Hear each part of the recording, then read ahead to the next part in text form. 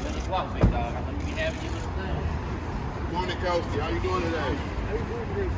Oh yeah, that's the loud mouth right there. Yeah, That's what's the deal though?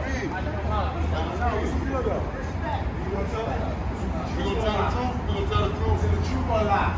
The truth will stand. The truth will set you free. Maybe. Thanks for the shout out.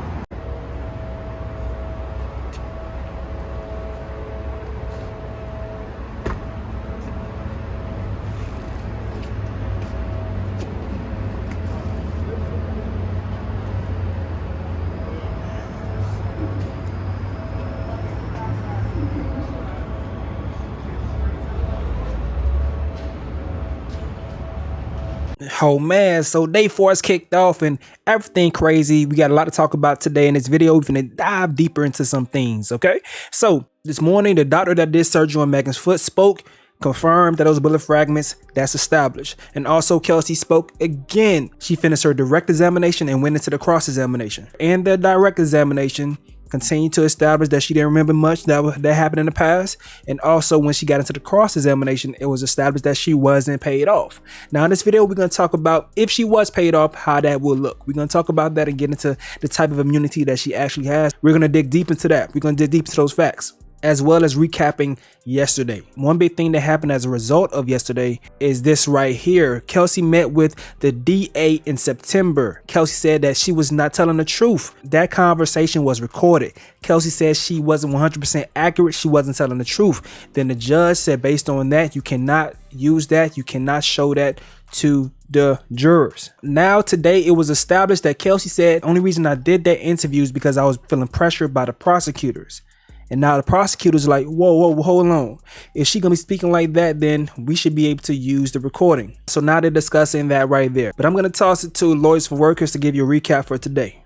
Morning session. We had the doctor testify. The idea that these are not bullet fragments in her foot, that's done. Forget about it. Those are bullet fragments. Every single person on that jury, if you ask me, believes that it was bullet fragments. How did they get there? That's the question.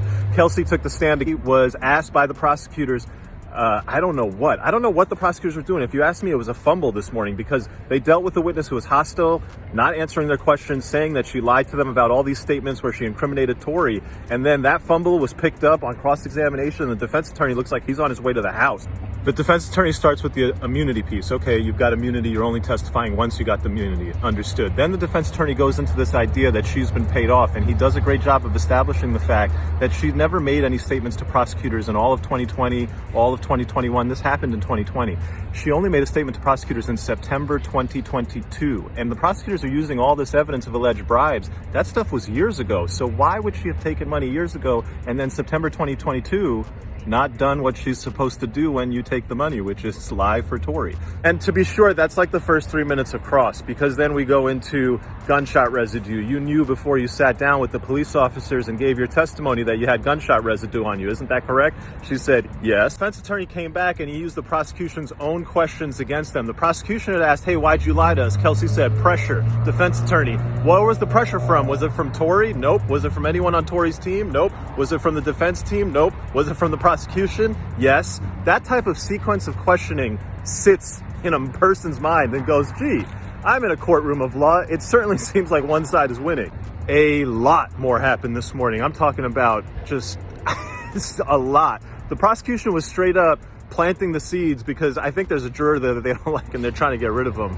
There was an issue about the prosecution springing defense evidence. They're just like oh, hey, we got this text message. I just found it in my back pocket. I'm going to use it. And the defense attorney was going nuts. The gloves are off at this point. There's a lot of cordiality. There's a lot of decorum. People follow the rules. Nobody acts out. But the attorneys on both sides now, when it comes to like, hey, can we get by with this? Like, no. I'm not okay with that. And, you know, they're saying stuff kind of out of order, out of turn. People are starting to feel that trial pressure. That's how it goes. Nothing is decided. Everything is an open game. You got to be on your P's and Q's when you're taking it to trial. Okay, so now let's have the conversation about yesterday about whether or not Kelsey was paid. And there's a lot of theories saying that she was paid off and she was given immunity. She put herself in a position to get immunity to be able to say that, you know, she possibly did it, or to be able to lie to purposely get Tory off. And there's some things that Kelsey said or didn't say during her testimony that made you wonder, like, okay, is it true that she paid off? Because, like, why would she say that? There's some things that are confusing as far as whether or not Tory paid for her lawyers or some shit like that. And she didn't really answer it clearly, or she double talked as far as saying yes he did, or she don't remember if he did. It was so many different weird things. So people are asking today, was she paid off? So we're going to talk about that. First, I'm going to let y'all listen to Lawyers for Workers and his recap of the last things that Kelsey said and how it can be kind of confusing. Check this out right here. We are done. Kelsey is not done. She will be back tomorrow for another day of testimony. In fact, the opening direct examination by the prosecution of Kelsey started in the morning. It's still not finished. It's going to continue to tomorrow, and then we'll get cross-examination. Let me catch you up on what happened. Kelsey testified that everything that she had told prosecutors and investigators before, suggesting that Tory had shot at Meg, was a lie. That she did it, why? To protect herself. Why was she protecting herself? She didn't want to incriminate herself. And then there was this back and forth exchange that just kept going on. They were saying the same thing to each other. I don't know why the judge allowed it. The prosecutor's like, why? She's like, to protect myself. Why? To protect yourself from what? And she just kept saying, to protect myself. Finally, they moved on. Prosecutor's story basically comes down to this. They're introducing evidence that Kelsey seems to deny, but then doesn't seem to deny, as far as Tory making offers to say, hey, I'll give you this money when they're in the car and the police are coming up behind them and there's a helicopter overhead. Tory's like, yeah, I'll give you $1 million. Don't say anything. And she's like, I didn't take that. I didn't know what he was talking about. And then there's another meeting that happens later on between Tory and her. And she says, I didn't take any money. But she, at the same time, doesn't deny that offers were made. The other part that prosecutors are using and hanging their hat on are messages after the shooting where Kelsey is communicating with other people, including a key text message where Kelsey says, Tory shot Meg. That was sent to Meg's security guard. For the cross-examination, what I'm looking and expecting for the defense to do is basically pin Kelsey as the shooter. They're going to start with the gunshot residue. They're going to say she's got gunshot residue on her. And then they're going to start pointing out to all, and there are so many, I don't even think you can cover them all, of the inconsistencies in the stories between Meg and Kelsey. One of the biggest inconsistencies that I can't make any sense of is Meg says that she was out of the car alone. Kelsey says, no, we were both out of the car. She said that today in court. We were both out of the car when the shots happened. Kelsey vehemently denied that she saw any type of shooting, and she kind of kept saying that there were just gunshots that went off. She did not admit how. I think a juror is going to go one of two ways. A juror is going to look at this and say she's been paid off, she's lying for Tory, Tory is a criminal mastermind, guilty. I think a juror might look at it and say she's trying to protect herself from incriminating herself about being involved in this shooting. And so she's lying, and maybe she's the shooter, and that's enough for me to say reasonable doubt the prosecution hasn't met their burden. We shall see. This case is not ending anytime soon. Stay tuned. Even if she was paid off, even if, a lot of people are still having the wrong discussion about this. You know, they're having the wrong discussion about this. What Kelsey was granted as far as immunity was use immunity, meaning the words that she says in the court today cannot be used to prosecute her, but she still can be prosecuted on charges relating to that night because she was not granted blanket immunity or transaction immunity. She was not granted that. Her lawyer tried to get transactional immunity, but they denied that. But the prosecution still said to the court that we are not looking to charge her at all. So with that being said, I've seen people have conversations about perjury, saying that she can now lie and not go to jail or not be charged for lying. Use immunity does not cover you when it comes to perjury. One more time. Use immunity does not cover you when it comes to perjury. So with that being said, Kelsey still is trying her best not to lie. That's why she still is saying, I am using my Fifth Amendment in certain instances, because she doesn't want to lie, because if she does lie, she can be held accountable for perjury. All right, just being clear. Now, in this situation, why does immunity matter?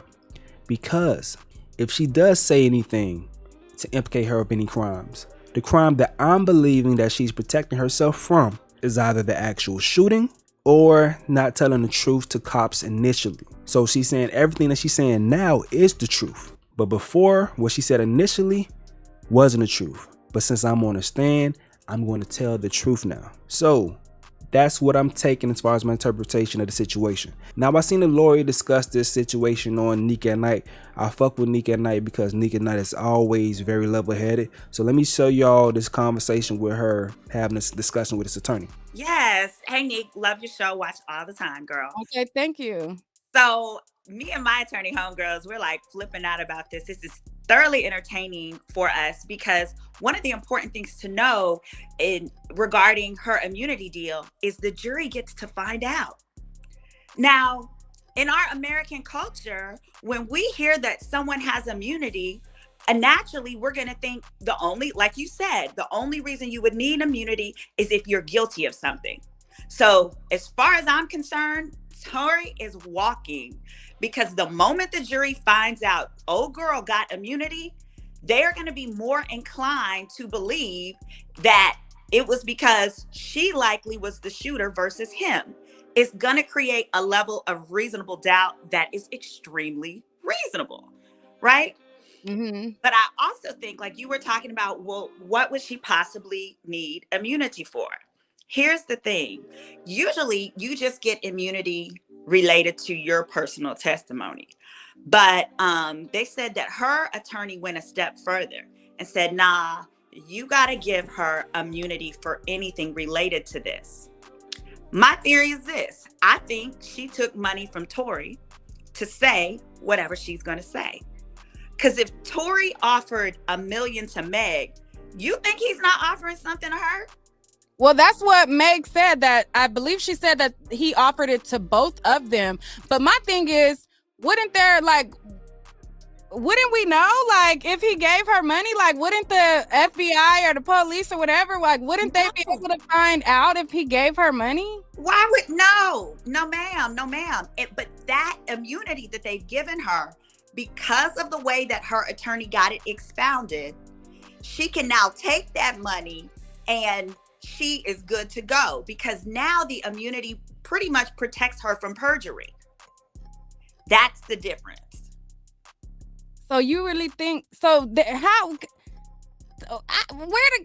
know, like, because I'm like, well, if he gave her $1 million, they could find out. They can't. Yes, they can, but by the time they found out, he's already going to be found not guilty. Child. Because it's probably contingent upon the way this works out, right? But the whole thing is, if he gave her the money, wouldn't he had? Because she just what changed from September to now? Probably first of all, she needs it, right? Meg don't need $1 million. No, listen. Oh. From the jump, Megan said that I gotta go, y'all. But okay, I'm gonna just say this real quick. From the jump, Megan said that he offered them money out the gate, right? So 2 years ago, this offer was made. Kelsey, just sat down with the prosecutors in September of this year. So, a couple months ago, she sat down with the prosecutors and she told them that Tory had said stuff about like shooting them. So my thing is, what changed from September to now? Because that offer been the offer a long time ago. You think the money came through? The difference is immunity. No, and the money is going to be contingent upon her testimony. So he could have dangled and said, based on what you say, you're going to get paid after. You're not going to pay somebody beforehand because then you're walking into a suit. But now with her having blanket immunity, she can take that money, and by the time they find out, he's already found not guilty. And once he's found not guilty, double jeopardy attaches and he can't be sued again. Now, the problem with the attorney and everything they said right there is the situation about the immunity. I can't agree with everything the attorney said because the attorney is speaking as if Kelsey was granted blanket immunity, transactional immunity. And that's not true. She was granted use immunity. Once again, meaning that her statements in the court cannot be used to prosecute her. It cannot be used as evidence, but she still can go down for the shooting. She does not have blanket immunity. So if she was paid off, the deal is not being executed in the way that you guys are speculating that it is. It looks like Kelsey only has the ability to kick up dust and save herself while going on record to muddy Megan Thee Stallion's credibility in her story. So she's telling things as far as that, but in regards to things that have to do with her and Tory, she kicking up the dust. Now, me myself personally, do I believe she was paid off? I don't have enough evidence to say that. I don't know what happened in this situation, so I can't say nothing. As of now, I think that we will never know what truly happened on that night. That's where I'm at with it. We will never know what truly happens on that night. What we're doing right now is seeing how the jury is reacting to all this information that's coming out. But as far as that night, oh, it's done. It's cooked. We never gonna know. We never gonna know. It is what it is. People lying at the ass. Everybody was drunk as hell. We never gonna fucking know. So that's dead. So you guys sitting here waiting for this trial to give you clear answers. It ain't happening. It's not coming. We will never know who shot Megan. We will never know. We are only gonna figure out whether the jury believes Megan enough to convict Tory. That's the only answers we will get. All right. But I'm going to sign out. It's your boy Stacy. Yo.